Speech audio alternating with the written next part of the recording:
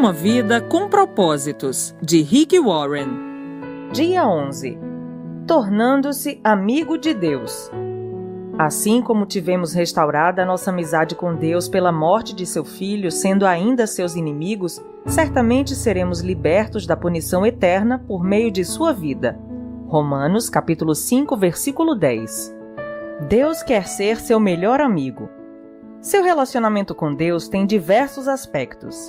Deus é seu autor e criador, Senhor e mestre, juiz, redentor, Pai, Salvador e muito mais. A mais espantosa verdade, porém, é esta: o Deus Todo-Poderoso anseia ser seu amigo. No Éden, vemos o relacionamento ideal entre Deus e o ser humano. Adão e Eva desfrutavam uma amizade íntima com ele. Não existiam rituais, cerimônias ou religião, apenas um simples e terno relacionamento entre Deus e o casal que ele havia criado. Livres de culpas e de medos, Adão e Eva deleitavam-se em Deus e o Senhor tinha prazer neles.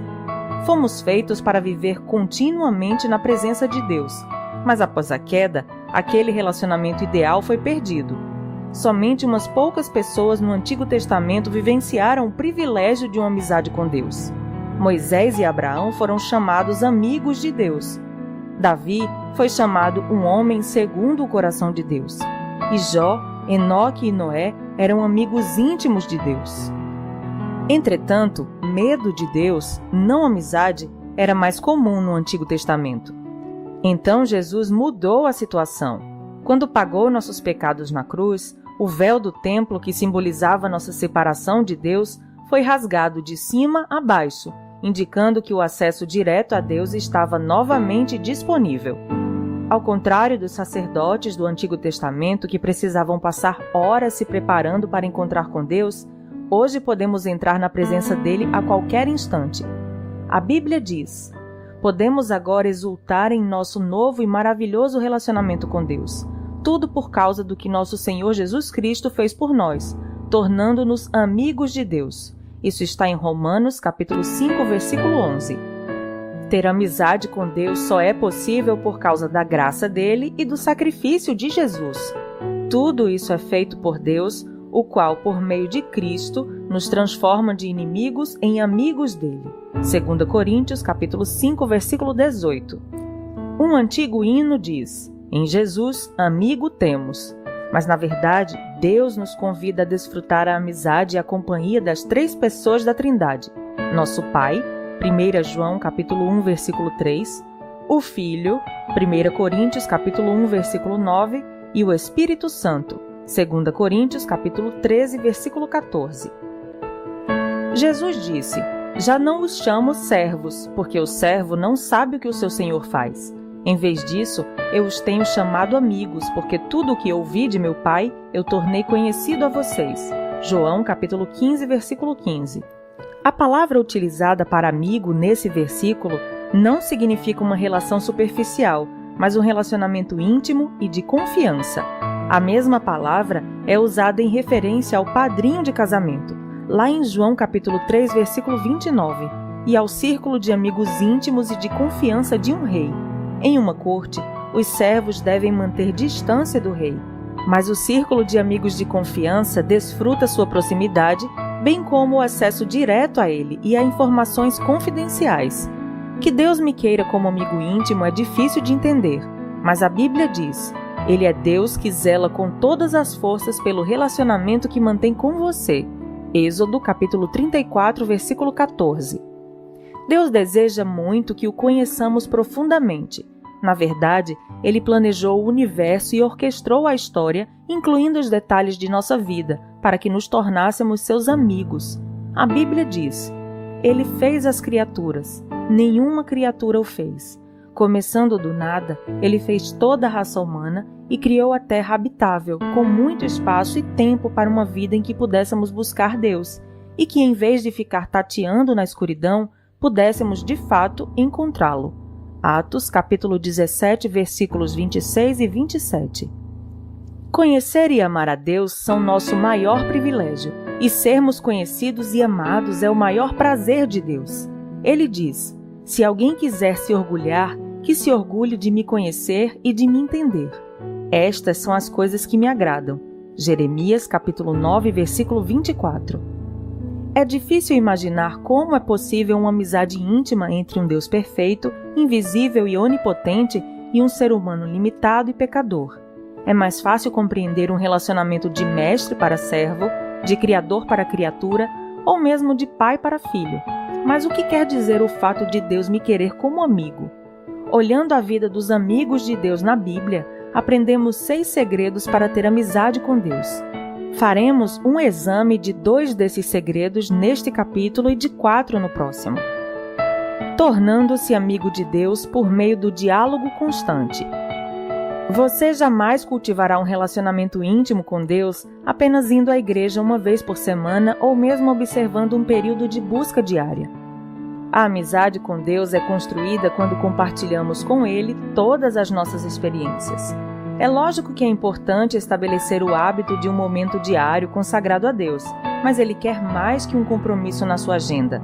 Ele quer ser incluído em todas as atividades, todas as conversas, todos os problemas e até mesmo em todos os pensamentos.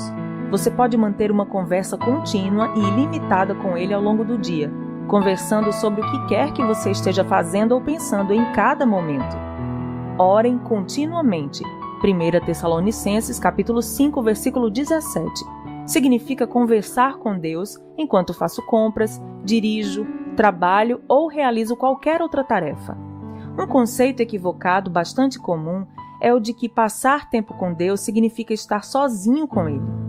É claro que, seguindo o exemplo de Jesus, você precisa de um tempo a sós com Deus, mas isso se refere somente a uma parte do período que você passa acordado. Tudo o que você faz pode ser passar tempo com Deus se Ele for convidado para participar e você estiver consciente de sua presença. Um livro clássico sobre como desenvolver uma constante conversa com Deus intitula-se A Prática da Presença de Deus. Ele foi escrito no século XVII por Irmão Lourenço, um humilde cozinheiro de um monastério francês. Irmão Lourenço era capaz de tornar as mais banais e insignificantes tarefas, como preparar refeições e lavar pratos, em atos de louvor e comunhão com Deus. A chave para uma amizade com Deus, dizia ele, não é mudar o que você faz, mas sim mudar sua atitude em relação ao que faz. Ou seja, o que você normalmente faz por você mesmo, comece a fazer por Deus. Comer, tomar banho, trabalhar, relaxar ou jogar o lixo fora. Nos dias de hoje, é frequente sentirmos a necessidade de escapar da rotina para adorar a Deus. Mas isso se deve ao fato de que não aprendemos a praticar sua presença todo o tempo. Irmão Lourenço achava fácil adorar a Deus nas tarefas comuns da vida. Ele nunca precisou participar de retiros espirituais especiais. Esse procedimento é o ideal para Deus. No Éden, a adoração não era um evento no qual se comparecia, mas uma atitude permanente. Adão e Eva estavam em constante comunhão com Deus. Como o Senhor está com você durante todo o tempo, nenhum outro lugar é mais próximo dele que o lugar onde você está nesse momento. A Bíblia diz: Ele comanda todas as coisas, está em todos os lugares e em todas as coisas. Efésios capítulo 4, versículo 6.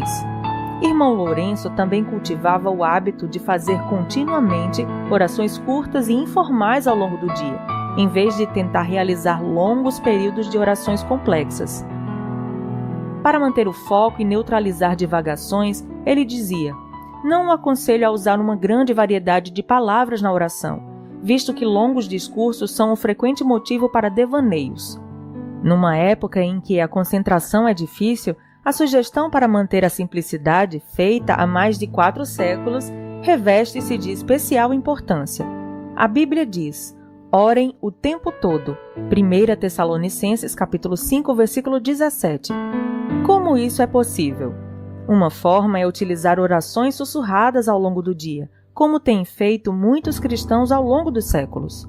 Escolha uma frase curta que possa ser repetida a Jesus num sussurro. Tu estás comigo, recebo tua graça, dependo de ti, quero conhecer-te, pertenço a ti, ajuda-me a confiar em ti. Você também pode usar uma frase bíblica curta. Para mim o viver é Cristo, nunca me abandonarás, tu és o meu Deus. Faça essas orações com a maior frequência possível, de modo que fiquem profundamente arraigadas no seu coração. Apenas se assegure de que sua motivação é honrar Deus, não controlá-lo. Praticar a presença de Deus é uma habilidade, um hábito que você pode desenvolver. Assim como os músicos praticam escalas diariamente a fim de executar belas músicas com facilidade, você deve se disciplinar a pensar em Deus em diversos momentos do dia. Você precisa treinar a mente para se lembrar de Deus. A princípio, será necessário criar lembretes que restabeleçam regularmente a consciência de que Deus está com você naquele momento. Comece colocando lembretes visuais por perto. Você pode escrever pequenos bilhetes, dizendo: Deus é comigo e por mim nesse exato momento. Os monges beneditinos utilizam o soar de um relógio, que os lembra de hora em hora que devem parar e fazer a liturgia das horas. Se você tem um relógio ou um telefone celular com alarme, pode proceder da mesma forma. Em alguns momentos, você sentirá a presença de Deus, em outros não. Se você está buscando a experiência da presença de Deus por meio de tudo isso, então não compreendeu o que estou falando. Não louvamos a Deus para nos sentirmos bem, mas para agir bem. Seu objetivo não é uma sensação, mas a consciência constante da realidade da presença constante de Deus. Esse é o estilo da vida de adoração. Por meio da meditação contínua. A segunda forma de estabelecer amizade com Deus é pensar em sua palavra durante todo o dia. Isso é o que chamamos meditação, e a Bíblia nos exorta repetidamente a meditar sobre quem Deus é, o que Ele fez e o que Ele disse. É impossível ser amigo de Deus sem saber o que Ele diz. Você não pode amar a Deus a não ser que o conheça, e não pode conhecer sem conhecer sua palavra. A Bíblia diz que Deus se revelou a Samuel por meio de sua palavra. Isso está em 1 Samuel, capítulo 3, versículos de 2 a 21. E até hoje Deus utiliza esse método. Embora você não possa passar o dia inteiro estudando a Bíblia, é possível pensar nela ao longo do dia, recordando os versículos que leu ou memorizando-os e refletindo sobre eles.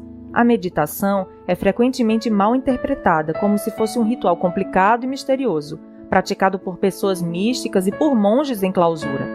Meditar é simplesmente concentrar os pensamentos, habilidade que pode ser desenvolvida por qualquer pessoa e posta em prática em qualquer situação. Quando você pensa repetidamente em determinado problema, isso é preocupação. Quando você pensa repetidamente na palavra de Deus, isso é meditação. Se você sabe se preocupar, então já sabe meditar. Basta que desvie a atenção de seus problemas para os versículos bíblicos. Quanto mais você meditar na palavra de Deus, menores serão suas preocupações. Deus considerava Jó e Davi amigos íntimos pelo fato de eles valorizarem a palavra acima de qualquer coisa e meditarem nela o dia todo. Jó reconheceu: dei mais valor às palavras de sua boca do que ao meu pão de cada dia. Jó, capítulo 23, versículo 12. Davi disse: como eu amo a tua lei, medito nela o dia inteiro. Salmos 119, versículo 97. E as obras de Deus estão constantemente em meus pensamentos. Não consigo parar de pensar nelas. Salmos 77, versículo 12. Amigos dividem segredos, e Deus irá compartilhar os segredos dele com você se você desenvolver o hábito de meditar em sua palavra do início ao fim do dia. Deus contou seus segredos a Abraão e fez o mesmo com Daniel, Paulo, os discípulos e outros amigos. Veja Gênesis capítulo 18, versículo 17, Daniel capítulo 2, versículo 19 e 1 Coríntios capítulo 2, versículos de 7 a 10. Quando você ler a Bíblia ou ouvir um sermão, não cometa o erro de simplesmente guardá-la e continuar com sua vida. Desenvolva o hábito de revisar a verdade em sua mente, pensando continuamente nela. Quanto mais tempo você repassar o que Deus disse, maior será a sua compreensão dos segredos desta vida, que muitas pessoas deixam escapar. A Bíblia diz: o Senhor é amigo chegado de quem o respeita e lhe obedece. A essas pessoas, ele revela os segredos de seus planos. Salmos 25, versículo 14. No próximo capítulo, veremos outros 4 segredos sobre o cultivo da amizade com Deus. Mas não espere até amanhã. Comece ainda hoje a praticar um diálogo permanente com Ele e a meditar continuamente em Sua palavra. A oração permite que você fale com Deus. A meditação permite que Deus fale com você. Ambas são essenciais para quem quer se tornar amigo do Senhor. Dia 11. Pensando sobre meu propósito de vida. Tema para reflexão: Deus quer ser meu melhor amigo. Versículo para memorizar: O Senhor é amigo chegado de quem o respeita e lhe obedece. Salmos 25, versículo 14. Pergunta para meditar: O que posso fazer para me lembrar mais vezes de Deus e falar com Ele mais frequentemente ao longo do dia? Até o próximo áudio.